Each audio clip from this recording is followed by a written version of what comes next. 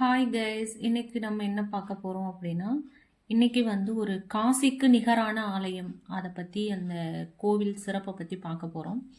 இந்த அம்மன் பேரு அருள்மிகு ஏலவார்குழலி அம்மன். இவங்க எங்க இருக்காங்க அப்படிங்கிறத நம்ம இந்த வீடியோல பார்க்கலாம். இவர் பேரு சமேத ஏடகநாத சுவாமி. இந்த திருக்கோவில் எங்க இருக்குன்னா திருவேடகம் அப்படிங்கிற இடத்துல மதுரை டிஸ்ட்ரிக்ட்ல இருக்கு. இந்த காசிக்கு நிகரான ஆலயத்தை பத்தி இந்த வீடியோல நம்ம ஃபுல்லா பார்க்கலாம். தொடர்ந்து இந்த மாதிரி வீடியோல பார்க்கறதுக்கு சப்ஸ்கிரைப் பண்ணுங்க, ஃபாலோ பண்ணுங்க, ஷேர் பட்டனை பிரஸ் பண்ணுங்க.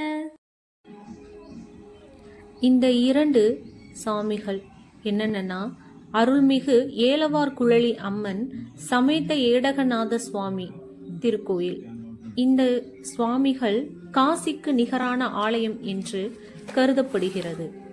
திருப்பதிக ஏடு நீர் ஓட்டத்திற்கு எதிராக சென்று அடைந்த அற்புத ஆலயம் தமிழகத்தில் காசிக்கு இணையான முக்தி தலங்களில் முக்கியமானது திருவேடகம்.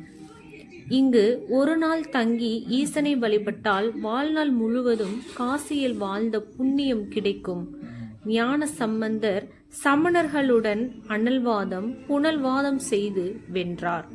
சமணர்கள் தங்கள் ஏட்டை தீயில் இட்டபோது அது எரிந்து சாம்பல் ஆயிற்று. ஆனால் நெருப்பில் இடப்பட்ட சம்பந்தரின் திருநள்ளாற்று பதிகம் தீயில் வாடாது பசுமை மாறாது மீண்டது. அனல் கைவிட்டாலும் புனல் கைவிடாது என்று நம்பிய சமணர்கள் வைகையில் தம் வாதத்தை ஏட்டில் எழுதி ஓடவிட்டனர். அது ஆற்றில் விழுந்து இலை போல ஓடி மறைந்தது. ஞான சம்பந்தர் வாழ்க அந்தனர் என்ற பதிகத்தை எழுதி வைகையில் இட்டார். ஞான சம்பந்தர் இட்ட ஏடு வைகையின் போக்கில் நகராமல் எதிர் திசையில் நகரத் தொடங்கியது. ஈசனின் அருள் சுமந்த அந்த ஏடு கரையேறிய இடம் திரு ஏடகம். ஓலை வந்து சேர்ந்த இடத்தில் சுயம்பு லிங்கமாக தோன்றிய இறைவனே ஏடகநாதர் எனப்படுகிறார். ஏட்டை கரை ஏற்றியவனே நம் பிறவி பிணியையும் தீர்த்து நம்மையும் கரையேற்ற வல்லவன். சிவராத்திரி அன்று 4ஆம் ஜாம கால பூஜையில் பைரவருக்கு அபிஷேகம் நடக்கிறது. காசியிலும் சிவராத்திரியின் 4ஆம் ஜாம கால பூஜை பைரவருக்கு நடத்தப்படும். அதே அடிப்படையில் இந்த கோயிலும் கால பைரவருக்கு பூஜை நடப்பது சிறப்பானது. இந்த பூஜையை காண்பவர்கள் அஸ்வமேதாயகம் செய்த பலனை அடைவர்.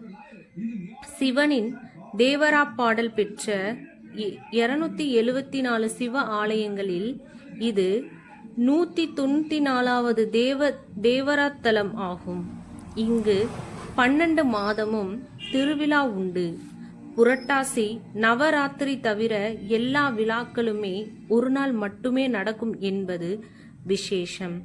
கொடிமரம் இருந்தும் பிரம்மோற்சவம் நடைபெறுவதில்லை.